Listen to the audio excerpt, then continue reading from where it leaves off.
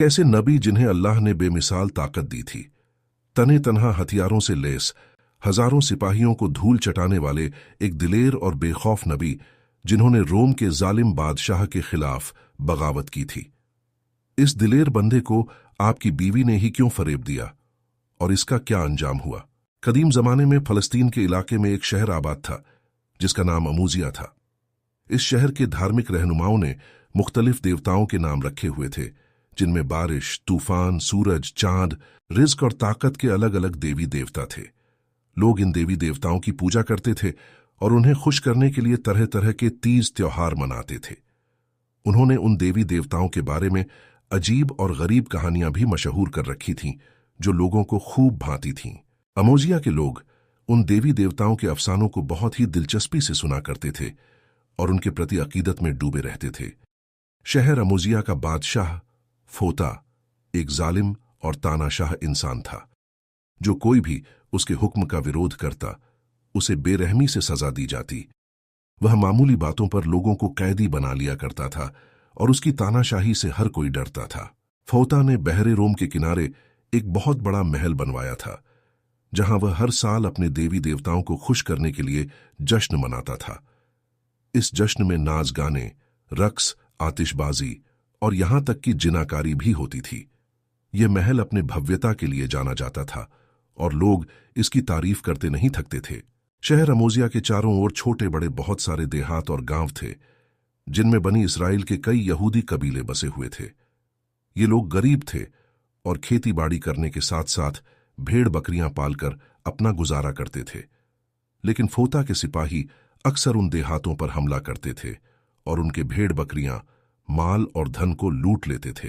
जुल्म की इंतहा यह थी कि वह यहूदी मर्दों को भी कत्ल कर देते थे और औरतों को अपनी कनीज बना लेते थे।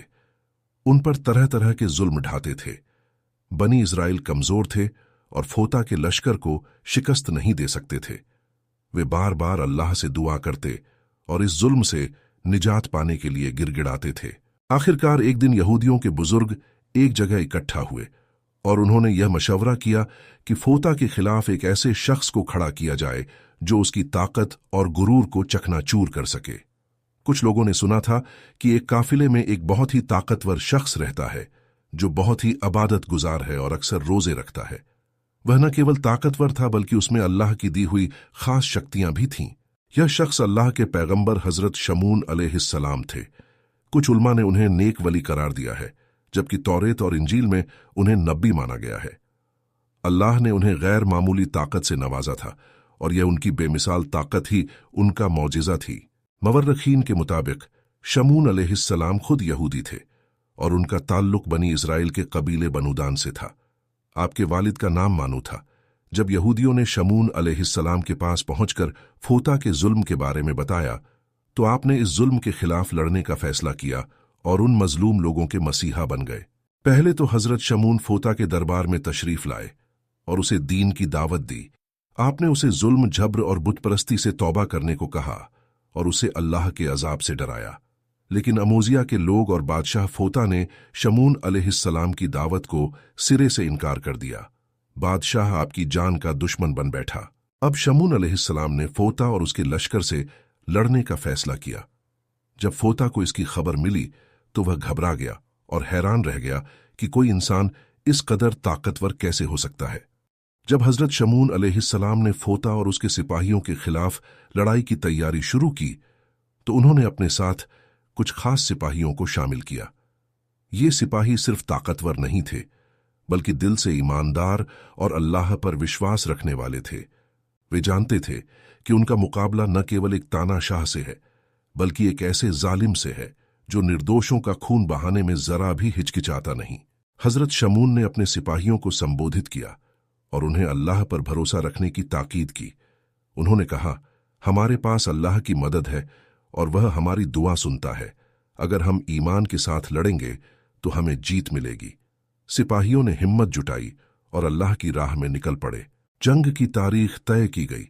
फोता ने भी अपनी पूरी ताकत के साथ तैयारी की। उसने सबसे बेहतरीन हथियार और सिपाही इकट्ठा किए। जंग के दिन अमोजिया के मैदान में दो ताकतवर फौजें आमने सामने थीं। हजरत शमून और उनके सिपाही एक तरफ खड़े थे, जबकि दूसरी तरफ फोता और उसके जालिम सिपाही थे। जंग शुरू हुई और दोनों पक्षों में जोरदार लड़ाई छिड़ गई। फोता के सिपाहियों ने अपनी पूरी ताकत से हमला किया, लेकिन हजरत शमून और उनके सिपाहियों ने उनकी हर चाल का मुकाबला किया। शमून ने अपनी अद्भुत ताकत से कई दुश्मनों को धूल चटा दी। वह जैसे बिजली की तरह दौड़ते थे और उनके हमले इतनी तेजी से होते थे कि दुश्मन उन्हें समझ नहीं पाते थे। इस बीच अल्लाह की रहमत भी हजरत शमून के साथ थी। जैसे ही जंग आगे बढ़ी, हजरत शमून ने अल्लाह से मदद की दुआ की और एक अजीब बात हुई। फोता के सिपाहियों में भगदड़ मच गई। उन्हें ऐसा लगा कि जैसे उन पर कोई जादू कर दिया गया है। उनके दिलों में डर बैठ गया और वे भागने लगे। फोता ने जब देखा कि उसकी फौज हार रही है, तो उसने एक क्रूर आदेश दिया कि जो कोई भी भागने की कोशिश करेगा उसे मौत की सजा दी जाएगी।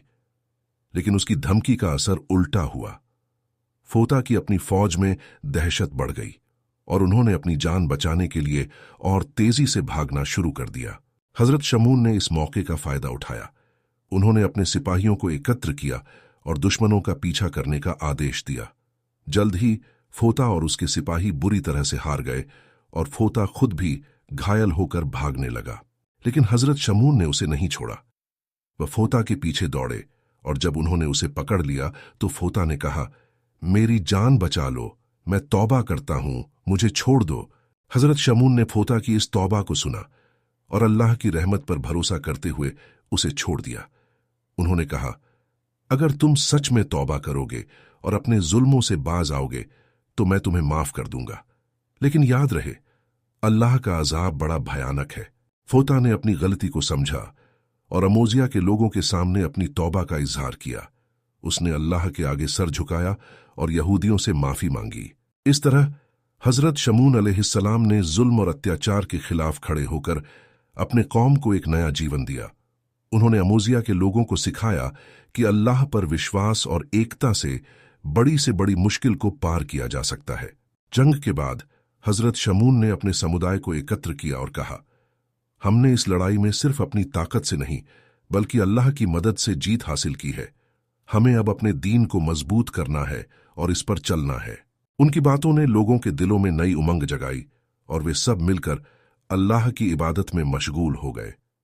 इस तरह हजरत शमून अलैहिस्सलाम ने न केवल जुल्म का अंत किया बल्कि अपने कौम के दिलों में अल्लाह की दी हुई ताकत और विश्वास को भी फिर से जगाया। जंग के बाद हजरत शमून अलैहिस्सलाम ने अपने कौम में एक नई ऊर्जा और आशा का संचार किया। उनके उपदेशों ने अमोजिया के लोगों के दिलों में ईमान और सच्चाई का जज्बा पैदा किया। उन्होंने लोगों को समझाया कि असली ताकत अल्लाह की रहमत में है और जब भी वे उसके प्रति सच्चे रहेंगे वे हर मुश्किल का सामना कर सकते हैं। हजरत शमून ने एक समिति का गठन किया जो समाज के विकास के लिए काम करेगी।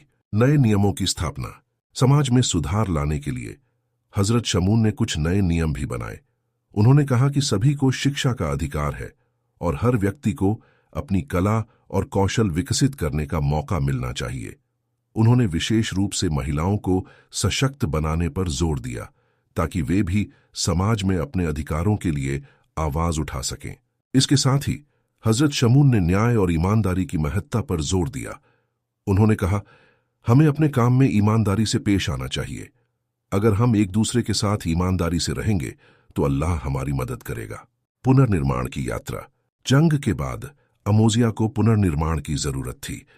हजरत शमून ने अपने लोगों को संगठित किया और सभी ने मिलकर गांव की पुनर्निर्माण की योजना बनाई।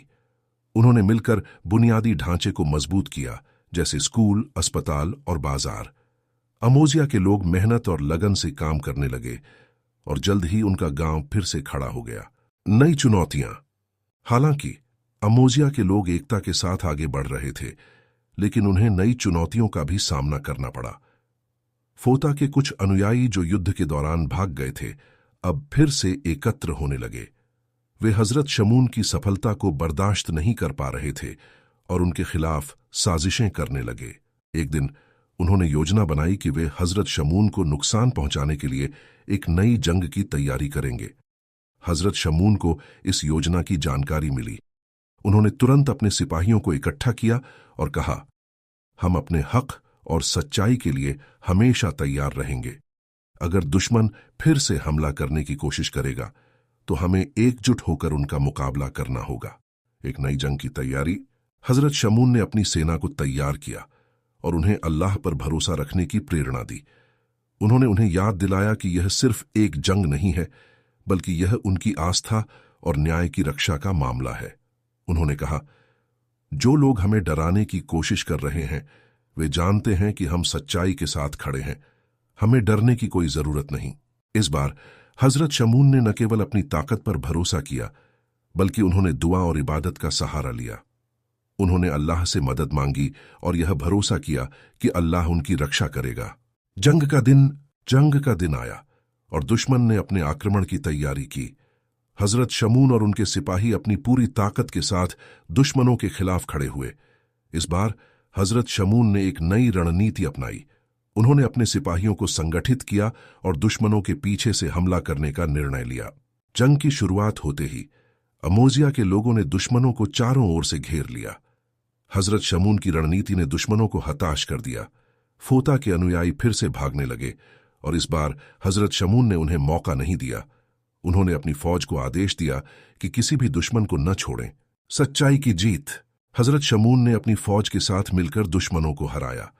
इस बार उन्होंने फोता को पकड़ने में सफलता हासिल की। फोता ने फिर से तौबा की, लेकिन हजरत शमून ने उसे अपनी ओर से एक और मौका दिया। उन्होंने कहा, अगर तुम सच में अपनी गलती को समझते हो तो हमें तुम्हारे बारे में सोचना चाहिए। इस तरह हजरत शमून अलैहिस्सलाम ने न केवल अपनी कौम को दुश्मनों से बचाया, बल्कि एक बार फिर सच्चाई और न्याय की जीत सुनिश्चित की। उनके प्रयासों ने अमोजिया के लोगों को एक नई दिशा दी और उन्होंने अल्लाह की रहमत पर भरोसा करते हुए अपने जीवन को आगे बढ़ाया। हजरत शमून अलैहिस्सलाम की कोशिशों से अमोजिया एक मजबूत और एकजुट समाज बन गया था। दुश्मनों के खिलाफ जंग जीतने के बाद उन्होंने न केवल अपने कौम को सुरक्षा प्रदान की, बल्कि उनके दिलों में सच्चाई, प्रेम और एकता का दीप भी जलाया। नई पहचान। जंग के बाद अमोजिया के लोग एक नई पहचान के साथ जीने लगे। उन्होंने मिलकर अपने गांव को सजाया और इसे एक बेहतर स्थान बनाने का संकल्प लिया। हजरत शमून ने शिक्षा और ज्ञान पर जोर दिया। उन्होंने स्कूलों की स्थापना की, जहां बच्चे न केवल धार्मिक शिक्षा प्राप्त करते थे, बल्कि विज्ञान और कला में भी शिक्षा लेते थे। सच्चाई का संदेश। हजरत शमून ने अपने उपदेशों के माध्यम से समाज में सच्चाई, न्याय और समानता का संदेश फैलाया। वे नियमित रूप से सभा करते, जहां लोग अपने विचार साझा करते और समस्याओं का समाधान ढूंढते। उन्होंने कहा, सच्चाई की राह पर चलना हमेशा कठिन होता है, लेकिन हमें मिलकर इस राह को आसान बनाना है। एकता की महत्ता। उनकी शिक्षा ने अमोजिया के लोगों में एकता की भावना को मजबूती से स्थापित किया।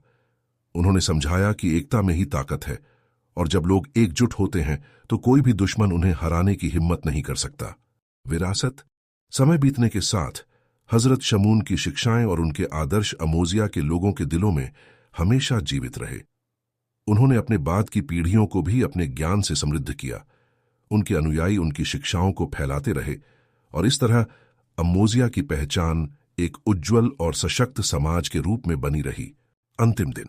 एक दिन हजरत शमून ने अपने अनुयायियों को बुलाया और कहा, मैंने अपनी जिंदगी में बहुत कुछ सीखा है और अब मेरा समय आ गया है कि मैं अल्लाह की राह पर आगे बढ़ूं, लेकिन मैं चाहता हूं कि आप सब मेरे संदेश को कभी न भूलें। सच्चाई की राह पर चलना ही असली जीत है। उनके अनुयायी उनके शब्दों को सुनकर भावुक हो गए। हजरत शमून ने उन सभी को गले लगाया और अल्लाह की रहमत की दुआ की। उस दिन उन्होंने अल्लाह की इबादत की और अपने जीवन का समर्पण किया। आखिरी विदाई। हजरत शमून ने अपनी आखिरी सांस ली, लेकिन उनके आदर्श और शिक्षाएं अमोजिया के लोगों के दिलों में हमेशा के लिए जीवित रहीं। उनका जीवन सच्चाई, न्याय और एकता का प्रतीक बन गया। अमोजिया के लोग उनके योगदान को कभी नहीं भूल पाए।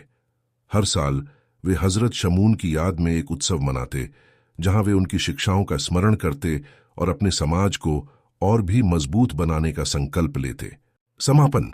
इस तरह हजरत शमून अलैहिस्सलाम का जीवन एक प्रेरणा बन गया और उनकी शिक्षाएं आज भी लोगों को सही राह दिखाने में मदद करती हैं। उनका नाम अमोजिया के इतिहास में हमेशा सम्मान के साथ लिया जाएगा और उनकी कहानी नई पीढ़ियों के लिए एक अनमोल धरोहर बन गई।